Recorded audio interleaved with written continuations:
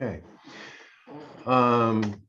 Just for those of you that don't know one another, let me go through. George Amendola with Cyberdynamics, Sasha Burrows with the Consortium, Jamie Fleming with the Ojai Chamber, and Monica Gibbs with AT&T, Noel Heredia, Digital Value Creation, myself, Tim Williams with Wave and Digital West, Jory Wolf with Magellan Advisors, Maria Kelly is with the Broadband Consortia up north, and Steve Weingard with Bridge Communications, and Gloria Martinez with the County of Ventura.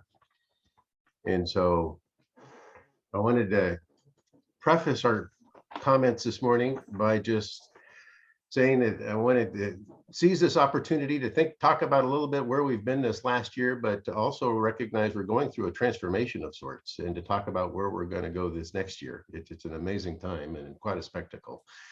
And I value all your feedback.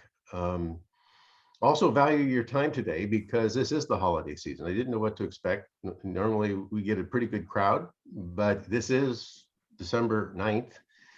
And I know that it gets in the way of, as you're counting down to the 25th, it gets family and priorities and shopping and everything else gets in the way.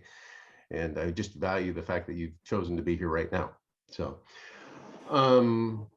Maria, I know you're going to have to drop off early, but I wanted to have the opportunity. This is the first time you've been able to join us, based on the fact that A, you're a newcomer, but B, you've had a conflict in recent months. You know, just kind of do a self-introduction of how you got here, where you're at.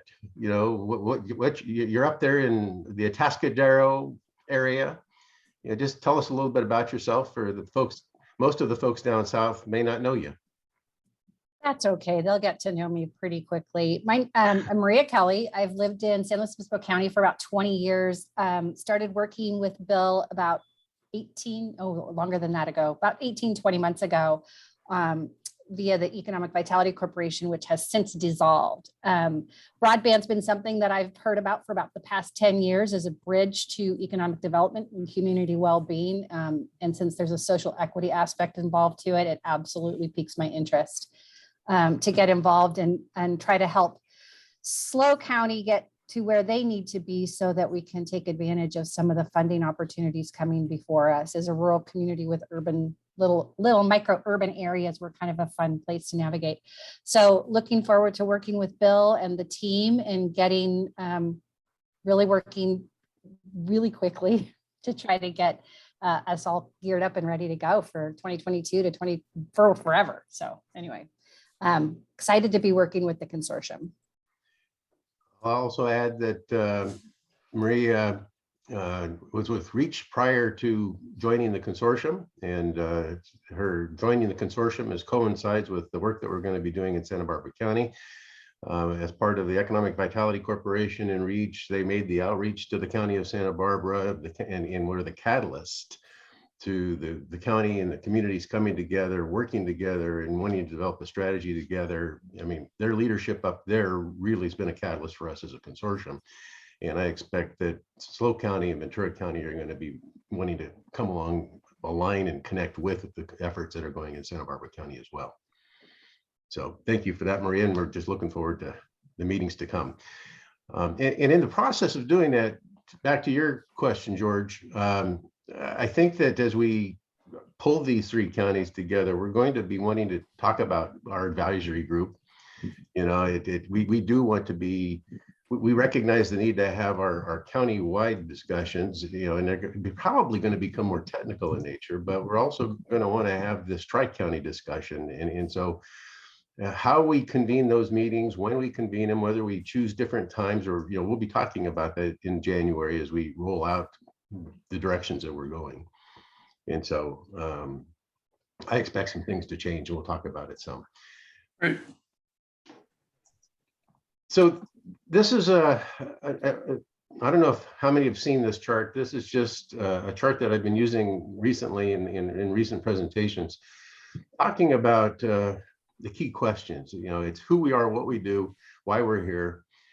And I think there's the three key questions to ask is, when it comes to assets, in the network, from a regional standpoint, what exists today? And where are the gaps in terms of service? And that when I say what exists, I'm talking not only middle mile, last mile, but even in neighborhoods in need. Where are they? And do we have a handle on it? Do we understand it? And so what to and where to invest. The other thing I also like to suggest is that in the year that has passed, or pre-COVID, we're primarily focused on CPUC, that we were funded by CPUC. They had their programs for rural areas, they had their programs for adoption, and that was our reason for existence. This has all changed. Instead of our aperture now has broadened significantly. It's yes, CPUC is still there. Yes, they're going to play a major role in terms of where all of this funding comes from. However, there's so much more going on. And I think that the challenge we have as communities, as at the regional level, is to realize that we're drinking out of a fire hose with all the opportunities coming our direction. How to make sense of it? Where do you start? How do you describe the elephant? How do you start sorting out which pieces and parts we want to be able to act on and do things with. And so trying to make sense of all of this is going to be a big part of the conversation to come. So I'll pause for a minute if there's any thoughts, comments about just this observation of where we've been and where we're going. Thank you for joining us, Kit. I appreciate you being here. I apologize for being late. It's a pleasure to be here. Thank you. So I can kind of kick off if you'd like, Bill. sure. Here we are closing out year end, and I think it's been a pretty big year for the consortium and some of the agenda items, and especially more recently with the prospect of some funding, which is, I think, a big shift in the discussions, rather than looking to justify and fund at least the Ventura County project organically. Look, going forward, all the stakeholders are in the room now. The visibility, the discussion is front and center politically, and then with staff. Going forward, look, if we just, and I mean this in the most respectful way, if we just rely on government to continue to drive this initiative without having significant input from the community and the private sector, I'm unsure if the momentum and the need will meet long-term demand if we just rely on government to continue the discussion. So I'm hoping that while everybody's on board and having this discussion, I'm hoping that we are able to gather the community stakeholders in a significant way to help justify the needs. Those are just my thoughts, because I think they're critical. George, I think those are really very sound thoughts, and I couldn't agree with you more. I think we all see, we talked about, Bill talks about the fire hose, but we've all seen that the shift now for funding availability is really being directed at government to fill in the space where the investment doesn't pencil out, using both federal and state funds to be able to address the underserved and unserved communities within the state, within the Tri-County region, is very key. But I see this throughout the country, and that is that even with all of this funding, which is now coming from various CARES recovery and the infrastructure bill, it's being directed at government, but almost every one of these grant opportunities to address underserved and unserved does require an operator that has a minimum of 2 years experience. operating networks. And governments, we know, don't typically have that experience. I think it's very rare, nor do 99% of them want to even operate a network. And their model is typically a P3 model, where they're going to find a public-private partnership with an operator. So George, your point is spot on, and that is we need to include the private sector, and there needs to be a really strong conversation between the public and private sector to make it work, to come up with these projects that are going to win these awards and these grants, and we can get something done. Thank you, Joy. Yeah. Coming from my background, coming as a private industry advocate all along, I mean, my mentor 20 years ago, she told me that, you know, the role of government is to do only that which industry couldn't do for itself. You know, and I've always believed that is, you know, that unleashing and allowing industry to go out and do all of this was the best solution that we could do. So I find myself in this really unique situation where, as I'm talking to city council meetings these days, I'm saying, hey, when it comes to some of these neighborhoods, when it comes to the rural areas, there's no business case. It doesn't pencil out. You know, and we need the public sector there to invest. There is a role. We need you to be there and step up and fulfill this role, because, you know, we do want to innovate. We do want to invest, but you got to have the business case. And that's the thing that's really changed with all of this funding, is recognizing that the investment is required. It's required in these specific areas, and the business case isn't there. But trying to define that demarc of what is inherently governmental now and what is going to be necessary in, you know, for business to continue to thrive and exceed, you know, that's going to be, I don't know what that's going to look like yet, but we're going to have some really significant conversations, I think, to try to find that space and make it work in the spirit of the P3. It's an exciting time for the industry, but it's going to look very different, you know, in terms of the way it's been versus where we're going. Well, Bill, there's also a matter of financials involved here, and you know, we need to be able to get more people through the adoption pipeline, Yeah. to be able to make it more affordable for investors, for the private sector, and even to use public sector money to build out in these rural areas that are underserved and unserved. Again, if the financials don't work, if the cost of the service is too expensive, you can have access and availability, but you won't have adoption, Right. And the model just won't work. Bill, may I just add something to this conversation when we are arguing? I have a question for George, and where and what do you define as government? And the issue of being able to pencil out, I often use the example of a lighthouse. When a lighthouse was built, it involved considerable capital investment, and even running it, somebody had to man the place. And the question is, who paid for it, and why would somebody continue to pay for it? Because there's no direct correlation between the investment and operation of a lighthouse and its utilization by the people who are whether fishing or other commercial traffic. So that's an example of, and I would be interested to have a separate conversation about, you know, the utility of lighthouses and whether we need them. Maybe today you don't, but in the days when they were very important part of the shipping and navigation, they played their own role. So it's interesting to have a discussion about what is government and who should be paying for what.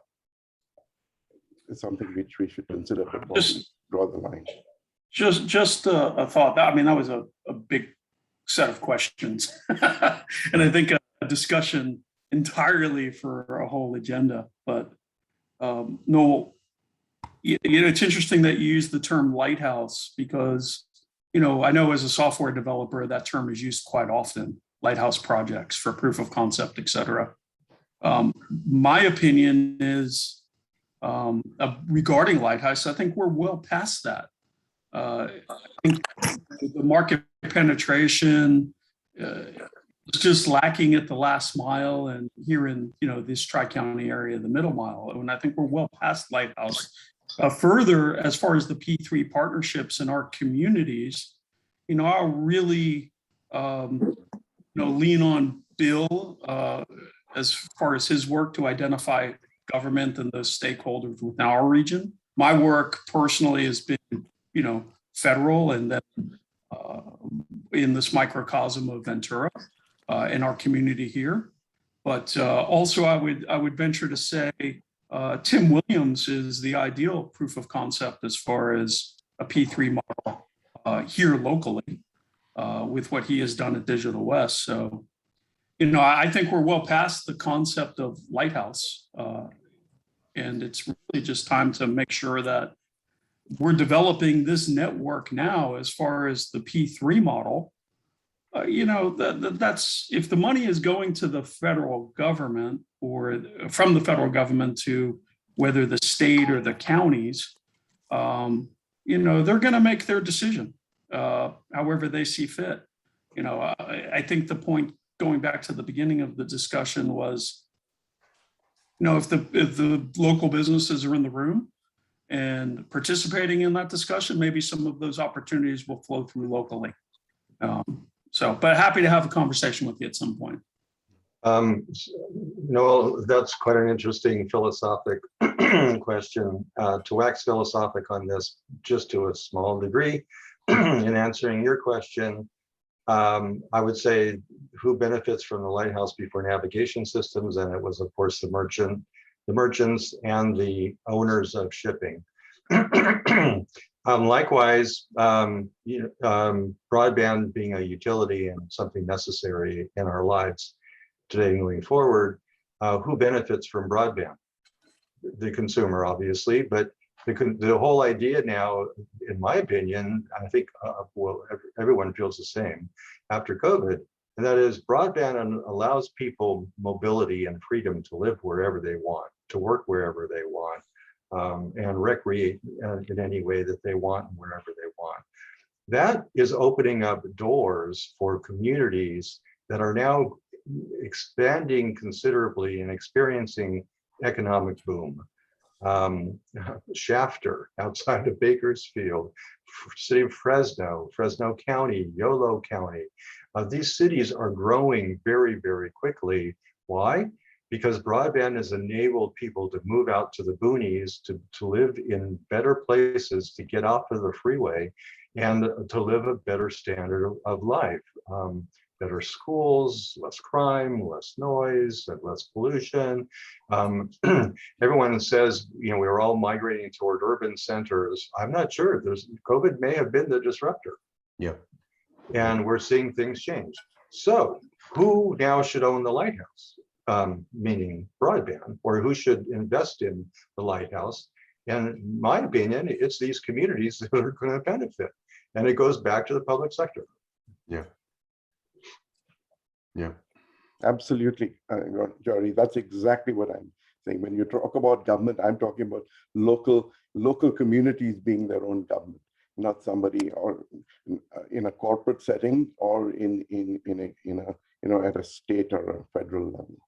Yeah. Absolutely. So I remember during the recession when I worked for the city, the big question was, do we pare down our budget, and we go frugal and see if we can ride through this, and what happens when we come out the other end, basically with nothing. And we've got to start from scratch. Others said, well, let's invest and let's try to come out of this quickly, more rapidly than others, and we'll do better than others and survive and keep our jobs and not have to trim our workforce and not have to trim our services and the like. Well, the latter was more effective than the former in the recession that we went through. I pose the same proposition that cities now should be investing and using their ARPA funds, using any grants that are available to provide for new services to new households that are underserved or unserved in their communities. And that's just going to be repayment. That money's going to come back to them 5 to 10-fold in economic development. Maria. I'm going to chime in. So understood all that's being said. I think I'm pretty understanding all that's being said. And the reality is that the funding coming through is requiring the public sector to figure out how to utilize these funds and how to invest and how to partner. What we're seeing, or what my understanding is of talking to almost every city about budget priorities, and all the other items and how they could invest their ARPA dollars, only one county, Santa Barbara County, opted to use ARPA funding and direct invest in, process and planning. SLO County opted to just do a few shovel-ready projects. So the hiccup really is, and what I see as the biggest need, is to educate the cities, the governments, the politicians, the elected officials to figure out what it is they have to do to access the funds for their community, instead of saying, oh, we're just waiting for the private sector. Because that's not what's going to happen. These dollars have been identified to be used in partnership, but we have to get the cities ready to do that. And many of them are underprepared and overwhelmed.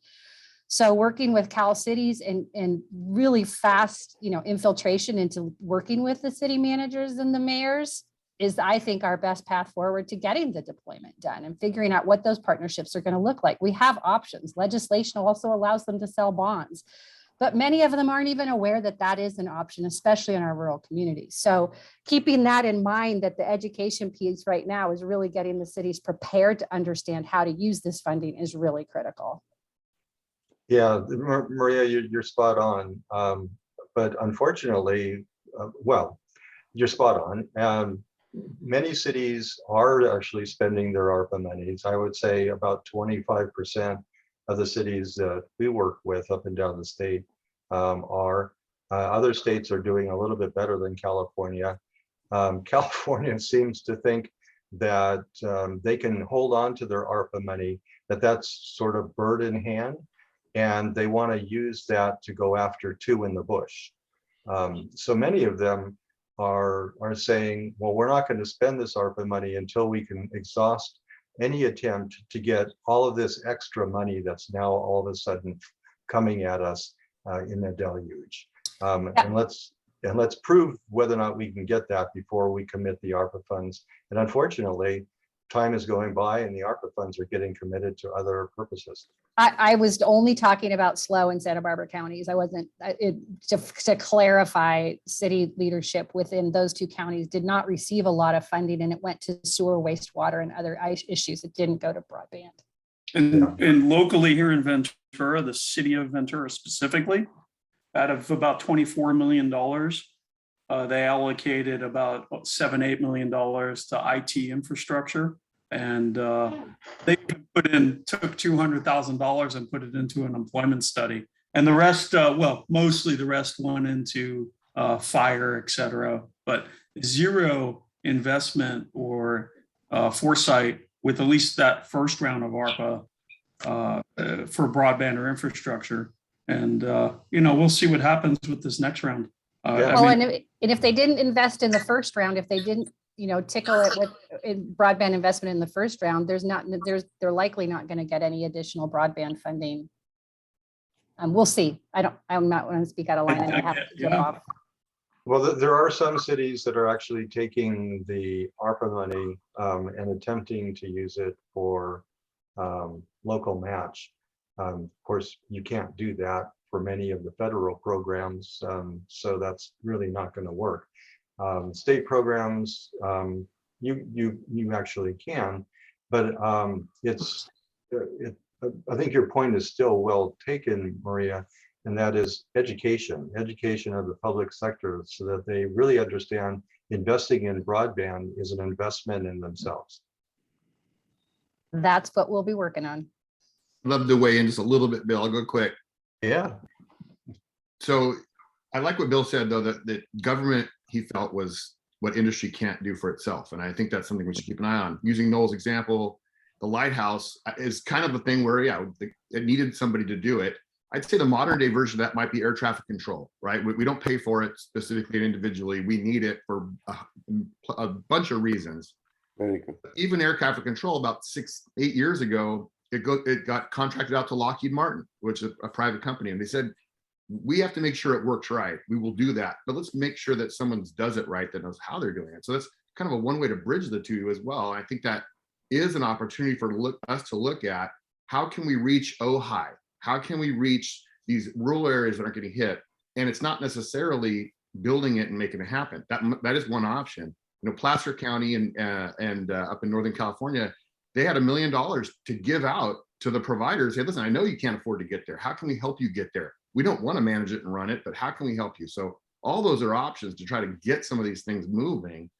But I think we should consider all of them, which I think Bill and Maria are doing. Gary, thank you for joining us. You were popping on and popping off and just wanted to make sure you get introduced.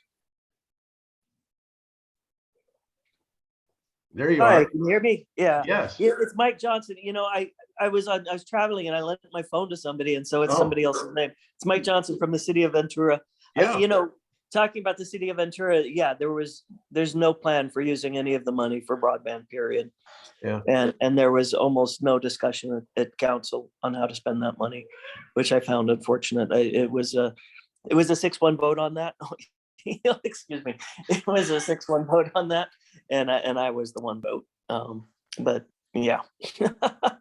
Good morning, everybody. Well, we appreciate you being here, Mike, and you know, carrying the flag. And so we'll keep that conversation going. It's interesting. I as this whole thing was starting out, you know, it sounded very theoretical, but I think, you know, and very ideological, but at the same time, where it's gone and how the conversation unfolded, I really feel like we got some real clarity. You know, it sounds like a group of advisors. I mean, the clarity that you've given us here and the conversation we've had about all of this and the metaphors have been very, very powerful. And I think that we'll keep using it and we'll keep drilling in. It's the conversations are going to follow as we keep moving forward. And this was a good one. So from that, moving on to the next picture, how, in clarity in terms, I think there's clarity on the left of the chart and there's clarity on the right of the chart. I have apologized to audiences about the fact that as an engineer, I see things with lines, boxes, arrows. You know, it's a flow chart. But, you know, we are talking about, from a regional standpoint, getting our arms wrapped around a middle mile in a middle mile footprint. We'll be talking about that in the next couple of slides. And then we'll be also talking about communities and then their community networks and the municipal last mile. And then the third one is the neighborhoods in need, the digital inclusion and the digital equity piece of all of this.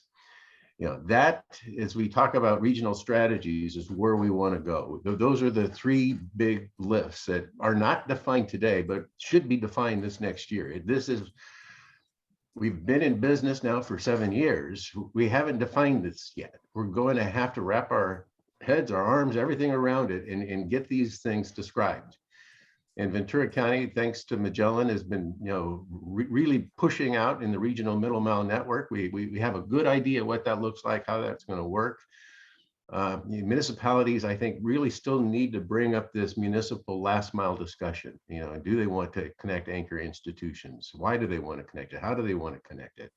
You know, which ones do they want to connect? What are the neighborhoods in need? You know, and so that's where the conversation will need to go with social equity partners, you know, industry providers, you know, but that's where previews of coming attractions as we get into this next year.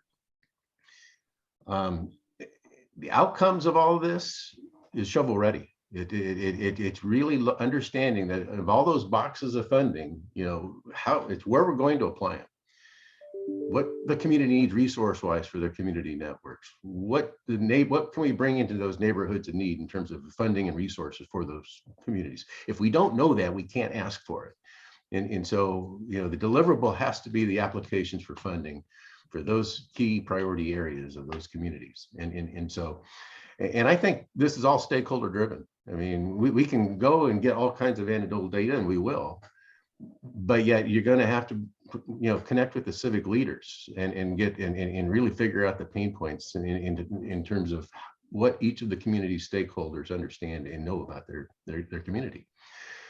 And so there's going to be all kinds of stuff in between, you know, integrating, conversing, looking at data and collecting data and coming up with maps and all of that. And it's going to be a conversation and looking at data and talking about priorities. So this is a chart we're using to describe the activity that we're contemplating in Santa Barbara County. And what's been a real catalyst has been the Chumash. We had a vision of a North County ring. It hasn't been authenticated at all or validated. It was one person's vision, but we rallied around it and said, yep, something like this needs to kind of evolve. The Chumash came in, they started with a small grant for strategy, and from that grant, they've turned in a number of applications now from the an initial investment of just coming up with tribe priorities of $50,000. They've now gone and gotten a technical assistance grant from the state of California.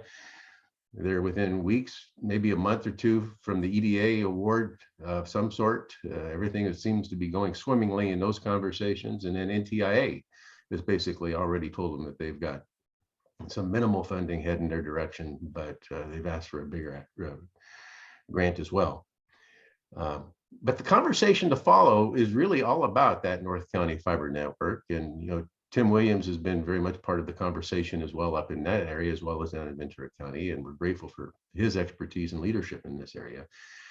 With providers like him and with him, we're going to be building this thing eventually in attracting the funds to make this happen. And so, it's going to have to be a network that works for our providers and is going to work for everybody up in that neighborhood. And so that's kind of where things are at right now, and the focus, how we can bring it all together and make it make sense. Before I move on to the Ventura County map, Tim, you want to add any other comments to this conversation at this point? Not a lot. I guess, I know I've been traditionally focusing on commercial, and now with Wave as our owners and partners, they've got a lot of residential. So now we're trying to pass another 1 million homes over the next 5 years. So I think there's opportunities for us for sure to put some investment in Santa Barbara County. I'm focusing on Ventura County right now, which is good. We've actually got some good headway there. I'm curious if there's any update from the Chumash and the grant they put forward and what they plan to do with it. It was, in my opinion, since I was communicating with them early on, it seems like they're going it alone, but it sounds like it's probably involves the county as well. So I don't know what's going to come out of that. Yeah, I think it's a hurry up and wait prospect at this point. Yeah, I don't have any updates there. So, Jory, perhaps you can provide us with a status report for the Ventura County network in Middle Mile. We may have lost him to a phone call or something. Sorry, I'm just getting my head out of a spreadsheet, Bill. Speaking of grants. Yes, so thank you, Bill. And we have been meeting it now with the Ventura County team. The meetings have continued, and it looks like the county has found some funding for going after, using for local match for going after federal and state grants, and the team has retained a grant writer that Magellan has worked with. They're one of our partners very successfully in the Pacific Northwest and also in the state of Arizona. We are going after 2 grants, one being the EAA, Economic Adjustment Assistance Grant, and also the capital projects of $10 billion, 9.6 to be exact, from the federal government, of which the state of California got 540 million. The 540 million of the state capital projects grants will be guidelines for those will be issued probably after the deadline of submittal, which is December 27th of this year. And the Ventura County is submitting for that and also submitting with the EAA. The idea is to use both of those grant opportunities to build on the 126 and also portions of the 118. Depending upon how much of those grant monies are actually received through the grant process, that will determine how much we build. But it looks like there will be enough. We expect to get enough to build on at least project area 1A, which is the 126. And again, if we get additional monies, either through one of another of those two grants or another grant source, then we would start building on project area 1B on the 118. So we're now moving forward very quickly. The grant writer is putting together the work that we need to do to submit our intent for the state grants. And also we're now reaching out to the EDA in Seattle and also the State Treasury Office to notify them of our intent and get their support for our submittals. There's another map that's similar to this, but the big difference is as you get towards the community, they have different zones, and that's a powerful map as well, because there is a linkage to the middle mile to the last mile. And I think that Terry Theobald and Jory and myself, as we talk about this, and we go out to the various municipalities, we want this conversation to be a catalyst for each of the communities to start talking about that last mile. We're coming through your town, we're going to connect your town, but for what?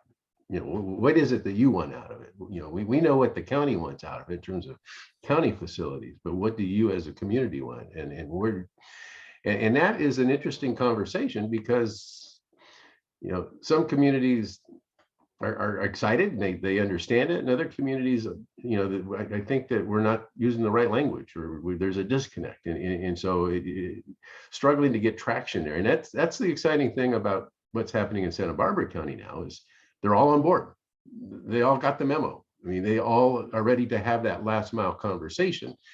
We happen to be really ahead of the game here with all the work that Magellan's been able to pull together for us with the middle mile, but we haven't been able to be nearly as aggressive and proactive with our municipalities in terms of having those last mile conversations.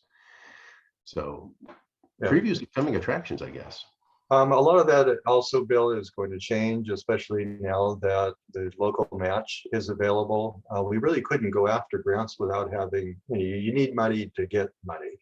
And when it comes to the grant game, unless you're tribal or significantly underserved, or actually significantly unserved, which is really not the case in Ventura County. So the local match is really making the difference.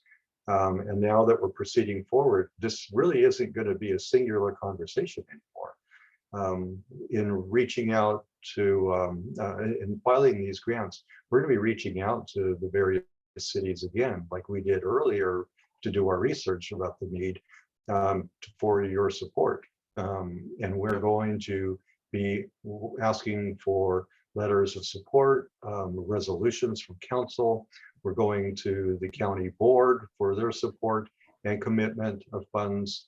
We are pulling together the governance process now to support the getting the application and the receiving of funds, because it does take quite a bit of government coming together. This isn't a county network that's going to get handed to people.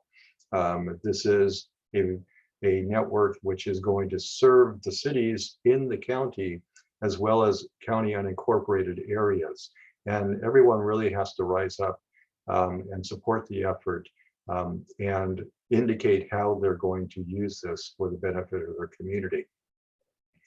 And in many of these communities, we're showing the need in terms of impoverished populations, underserved areas for broadband, but also income levels and overall need for each of these communities for economic development and also for capital investment.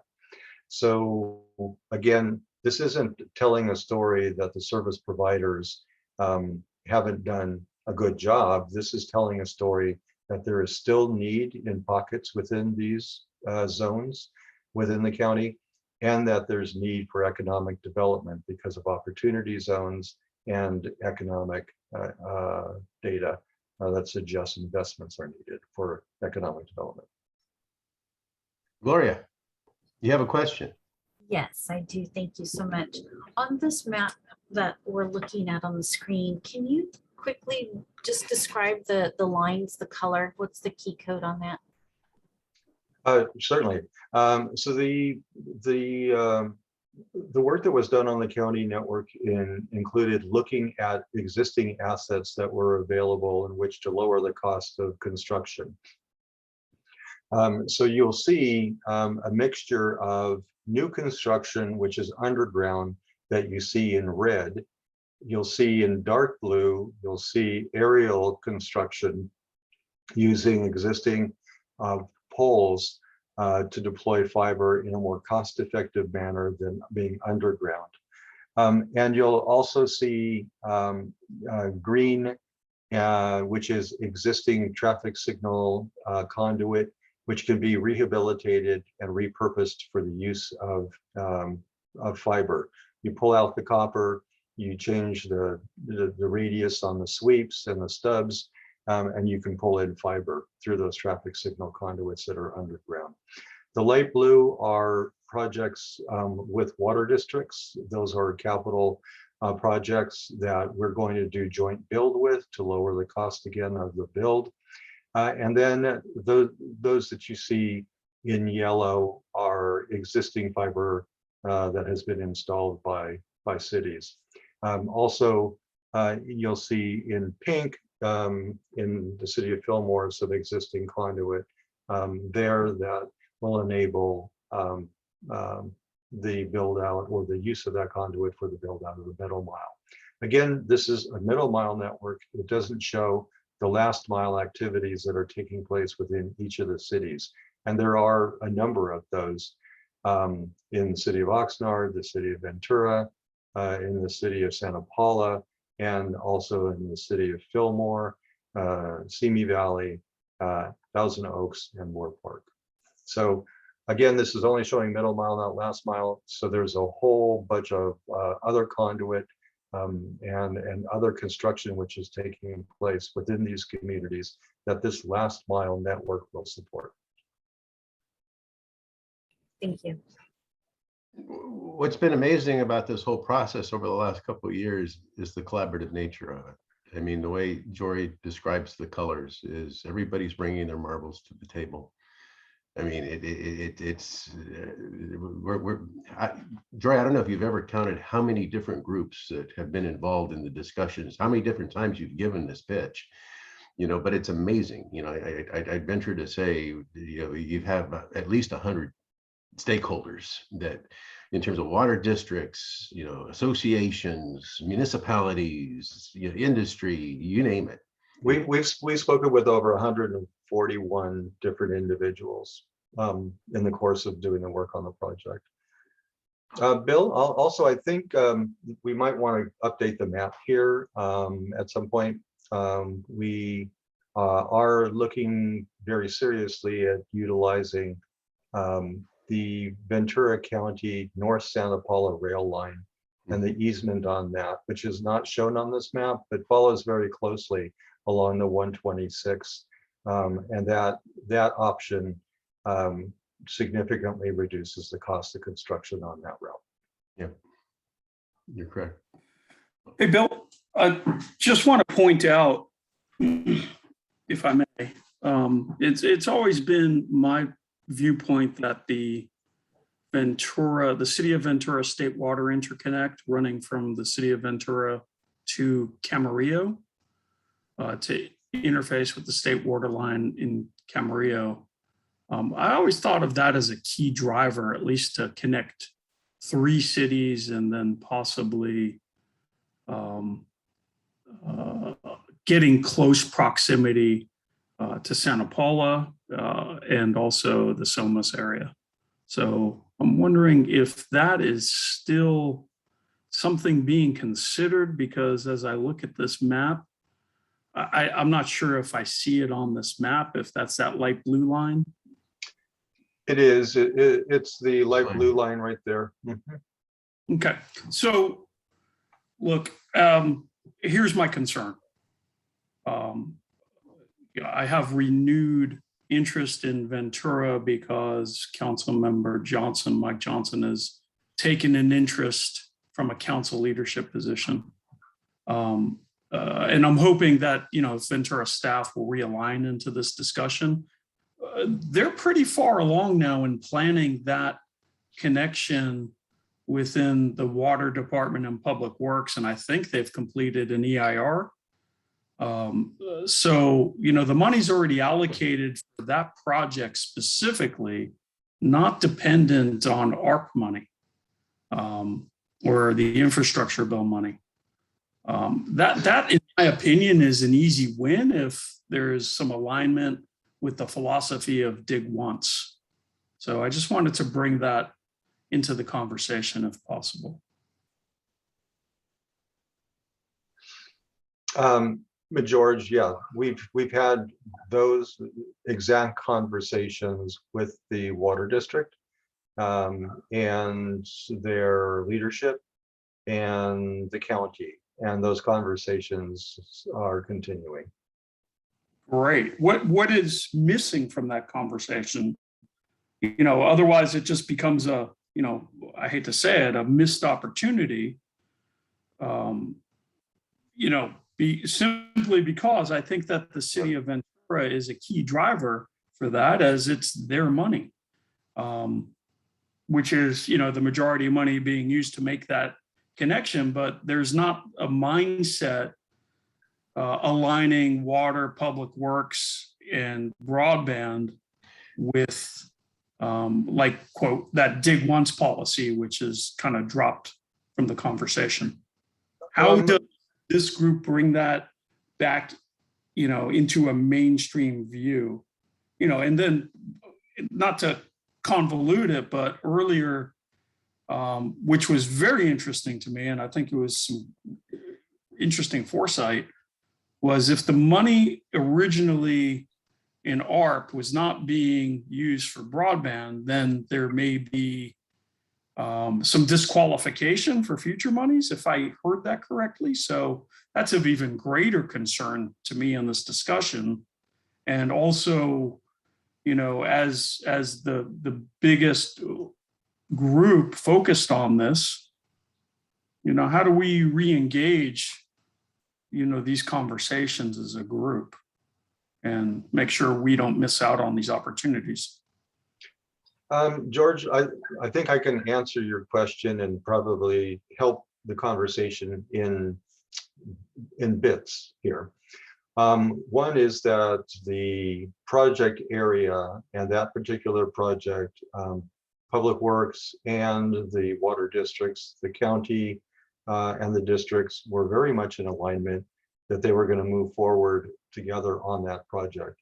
What was missing to actually drop the conduit into the plans was money. And now that the money is looking like it's going to become available, the parties were still of the mind that once the money was available for the communications conduit, that would be added to the project. The other thing is, and I wish this were the case, but the state has passed many new bills. The governor just about 6 weeks ago signed 5 bills into effect. And one of them was whenever you build transportation projects, that you need to facilitate dig once and install conduit for communications at the same time. I'd like to see the state go one step further And that is for any state funding for any water projects, that it is mandated, just like transportation projects, that conduit be installed in the joint utility trench for water and wastewater. We're not quite there yet, but please know that locally there is commitment and there is combined interest in working together to do just that on this project. Gary. Yeah, Well, then, Mike, go ahead. really, Mike. Mike, I'm sorry. Yeah, that's all right. No.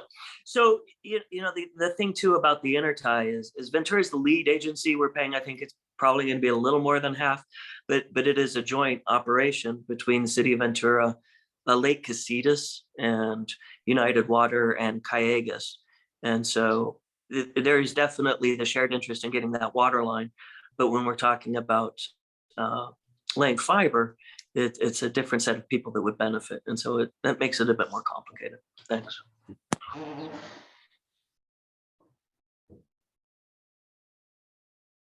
I know Mike, I say Gary. Sorry about that. Okay, let's move on to the next one, and then we'll do a roundtable and be wrapping it up.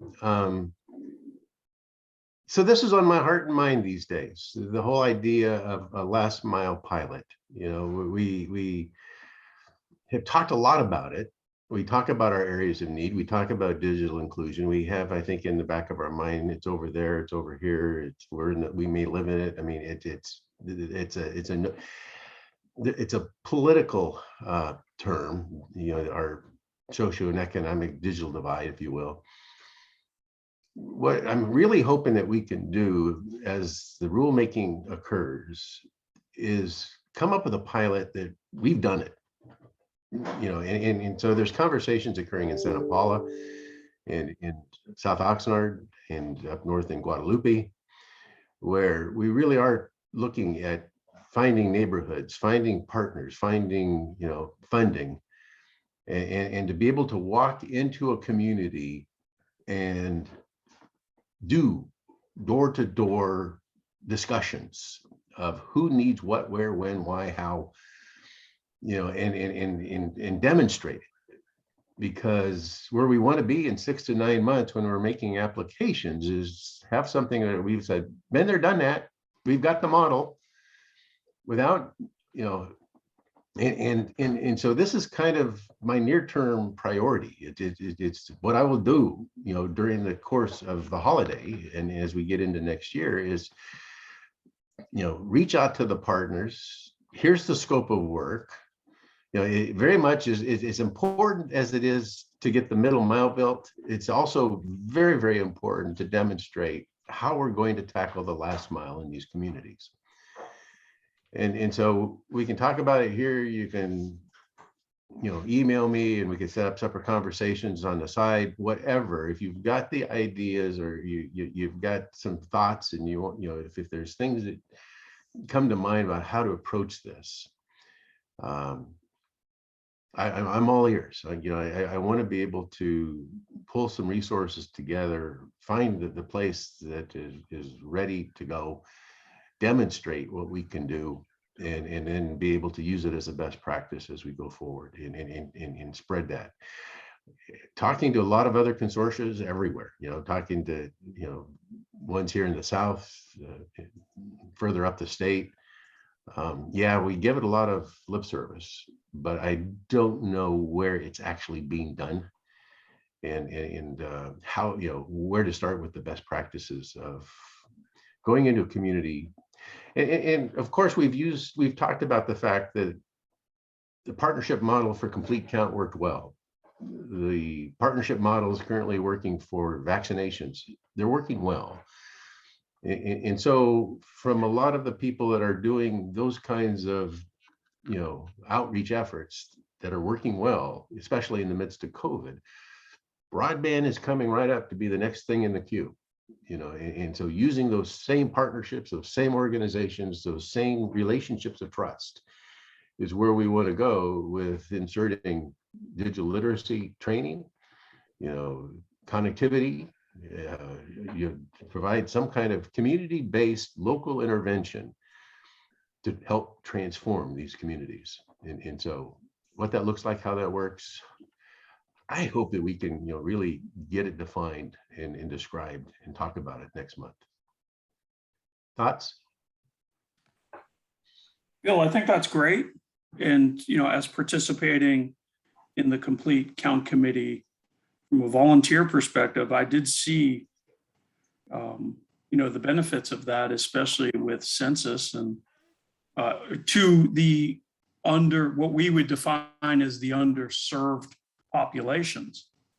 But, keep in mind, a big component of this conversation relates to economic development, not just underserved. And I think from, a strategic standpoint, we need to factor in the impact of economic development and in some way try to help quantify that to, in addition, justify why these investments should be made with broadband on the last mile. Look, at the end of the day, all of the municipalities and the local government, they want to see return on investment, especially if there's a requirement for matching funds or an allocation of funds or cross use of funds. So the economic drivers, I think, are missing from this conversation significantly. One of the realities that we've come across this week as well is the fact that how these two conversations connect. And we have two bureaucracies in terms of funding. We have the deployment bureaucracy, and that's all about infrastructure, and we have the adoption bureaucracy, and that's about people. But really, it's like a coin. One side's head, the other side's tails. It's hard to have deployment without adoption. And yet the funds that are being talked about, in many cases in the past have come down in separate silos. You build it and they don't come, but you then train it, but they don't have it. And this is where we really got to figure out how to make it two sides of the same coin. Is you build it and they're ready and waiting and ready for it. And so that's going to be, the interesting approach to try to meld together and then, come out with a proposal where we're going to have the funders for infrastructure ready to fund and the funders for the human side of things, the digital equity, digital literacy ready to fund and do this in concert with one another. So we'll see how that works, but it's got to be done together, because if you build it, they won't come necessarily until they're ready. So do you think that, and we've talked about this in years past, and I know it directly affects, northern Santa Barbara County and San Luis Obispo County with the work taking place at Vandenberg. But do you see that there's any correlation with that and also Ventura County? You see that the work being done in Vandenberg will indirectly affect this region, the northern part of the SCAG region, et cetera? I don't know. I think it all connects, but whether it's primary or secondary connections, if there's a ripple effect, I don't know. I do go back to Jory's comments about how we're seeing this migration. I believe the Central Coast is a hot property. And I do believe that folks in LA are looking north, and then folks in San Francisco are looking south. And Vandenberg is in the Central Coast in Ventura County are places that people want to go to. And Tim has talked about Harold Edwards quite a bit in terms of harvest, and he is just absolutely amazed at the feedback they're getting about those houses and the fact that they're fiber, they're delivering gigabit service and the migration taking place as a result of happening to do that. So yeah, I think that Silicon Valley is moving this way, as well as Silicon Beach is probably moving up. I mean, it's what the Pacific Coast is going to become, and Vandenberg is going to be very key to that with the space partners and the infrastructure that they want to have for broadband on that facility and the 2 POPs that they're building. So, but I don't have anything specific other than vision stuff, George, to answer your question. Thank Just you. from an overall perspective, George, I mean, my experience is once, gigabit and multi-gigabit broadband are available for businesses, they want it. And even property owners and property developers who are trying to make better use of their properties or trying to increase the value of their properties, they want it too. I had property owners wanting to light up their buildings and paying even when they didn't have tenants because it was going to increase the value of their property.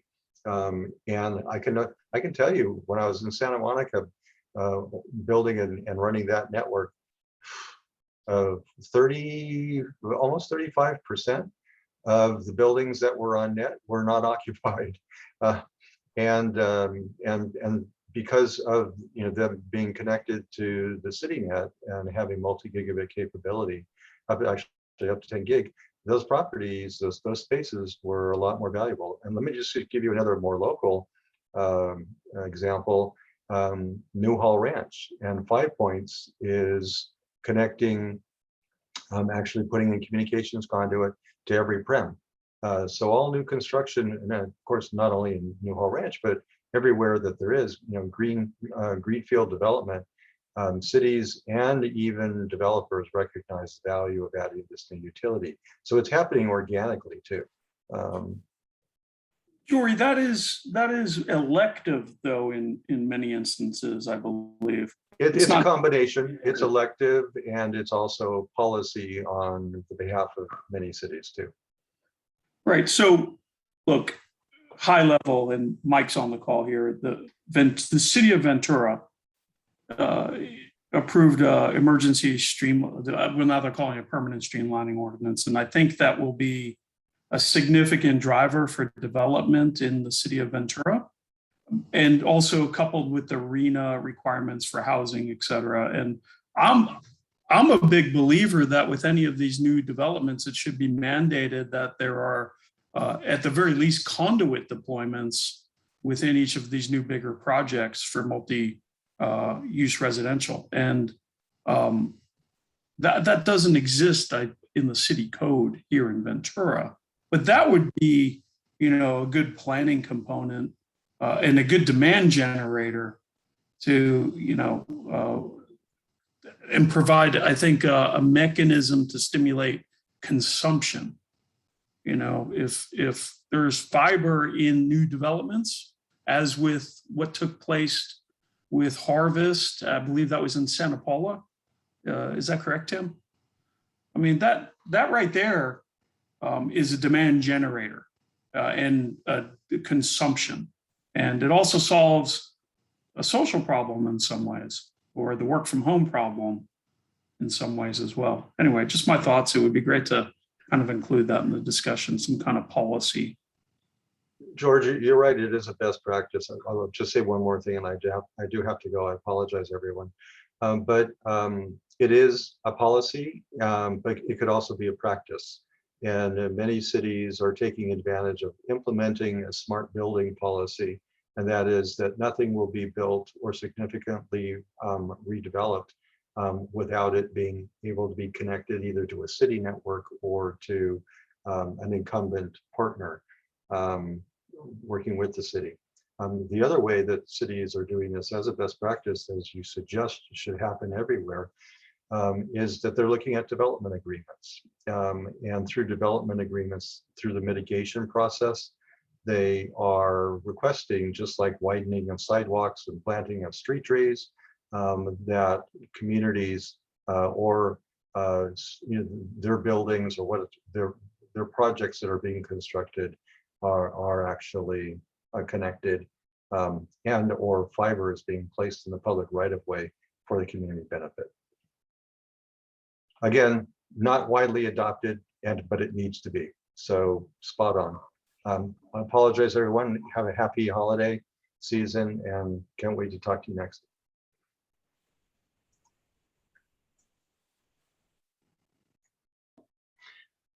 So with that, let's put a bow around it. Any announcements, things you want to share, talking about the roundtable at this point, any updates that you want to provide? Once again, I'll thank you for being here because I know that this is the holiday time and I appreciate you spending this moment with us. But did want to close out the conversation and try to get out a little bit early. Jamie, you have an Ojai update? Not really an update, but I was intrigued on your second slide where I saw on the right bottom agriculture. And I never really hear us discuss that, even though I think our county is so major in it. And I might be ignorant, but it just seems that the future, especially when I look down the 126, with all those lemon groves and Limoneira being such a progressive company, it just seems that with irrigation and self-driving tractors, et cetera, in the future, I don't know if it makes sense. I'm selfishly trying to push more funding towards the 126, but I just saw that and it intrigued me. My valley, of course, has agriculture, but we're pretty far down the line. So that's what I just want to make a comment on. Yeah, it's a good comment. And I do hear, I think the technology conversation is probably alive and well in the agricultural industry. I'm not plugged into it. I wish I was.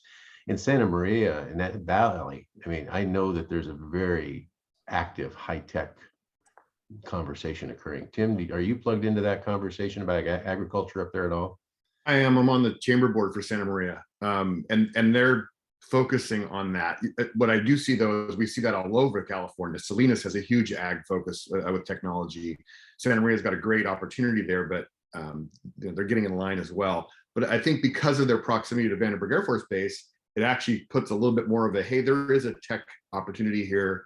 Lompoc cannot build enough houses in that area to serve who may be coming in from the private sector to work on base with the launches and whatnot. So they're trying to look at how we can put that together and give it kind of an ag tech space feel to it. Yeah. I mean, Bill, if I may add, IoT is considered to be the big investment. While we are talking about broadband, which is like foundational, there's no IoT, which is the real driver of what Jamie's talking about and Tim is talking about. Without broadband, we know that, but the real fun is going to be there. And that's the opportunity for private to be really putting in investment. There's an incredible amount of money in that. Yeah. Any other updates before we sign off? Ridge Communications doing well. Kit, Steve, you guys keeping busy?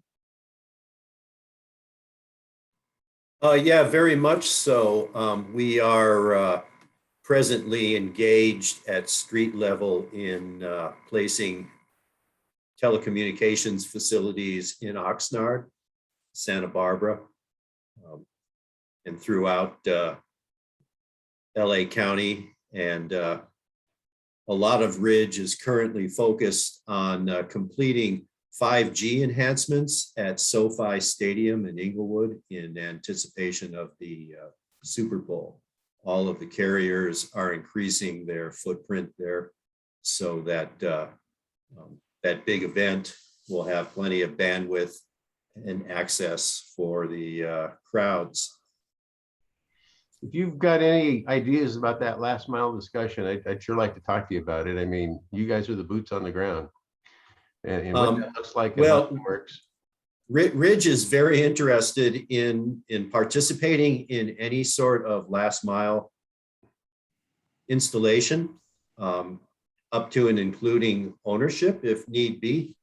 We are a CLEC in the state of California. You know, as I've said before on numerous occasions, we have been in Ventura County placing telecom facilities, outdoor DAS facilities, years, and I've been here for 30-something years, and we are here to stay. So any work for last mile, we would be very interested in being part of that. I know that my own son-in-law has a business in Ventura, a very popular brewery that is just outside the reach of the franchise carriers, and it's frustrating for him to have internet access and television not quite as well as it might be, for those who are downtown. Yeah. Steve, are you seeing inquiries for infrastructure for Olympics planning in LA? Not yet, no. That's coming. Yeah, I'm sure it is. I'm sure it is. But I think that my 2 cents worth is that, well, special events certainly drive construction and upgrade. The obvious coming of autonomous vehicles, the Internet of Things expanding really calls for a lot of fixtures being placed on a lot of vertical components already in the cities and interconnected by fiber. And my last bit of log rolling here is that we do that on a daily basis and are here in Ventura County to participate in that. But whether we participate or not, it's going to have to be done. And, it's nice that special events drive that sort of thing. But really, I think this group shows that communities can get together, public partner, and discuss these things. And I've seen over the 5 or 6 years that I've been on this board that we're starting to show some very tangible results. We're now talking about real things. We've got that North County fiber ring, and we've got the Ventura County fiber ring, and we've got people like Mr. Johnson here.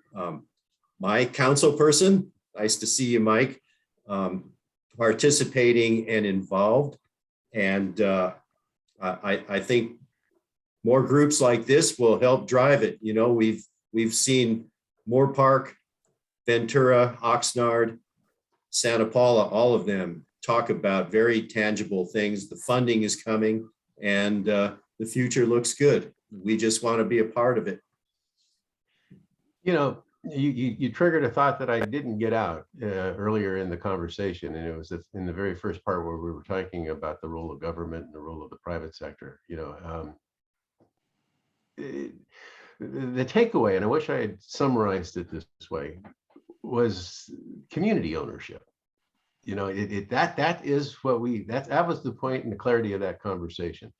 That when we talk about, despite where the funds come from, the feds, the state, whatever, the strategy and the ownership has got to be local. It's got to be the community, and how you define community is the public and the private. It's us together. It's designed by us as well as it's owned by us. And when you were talking, Steve, it kind of just dialed back to that. That it is about what we can do locally, regardless of where the funds come from. Welcome back, Maria. So anyway, we're just wrapping up with the roundtable in final thoughts. So any other comments for the good of the order? Okay. Well, Tim, did you have something you were going to talk about? No, I was just unmuting so I could say, nice to see you all. Okay, guys, have a good, All right. Good meeting, Bill. Thank you. We'll see you guys later. Merry Christmas. Bye. Merry Christmas, Happy New Year. Bye. Bye. Take care.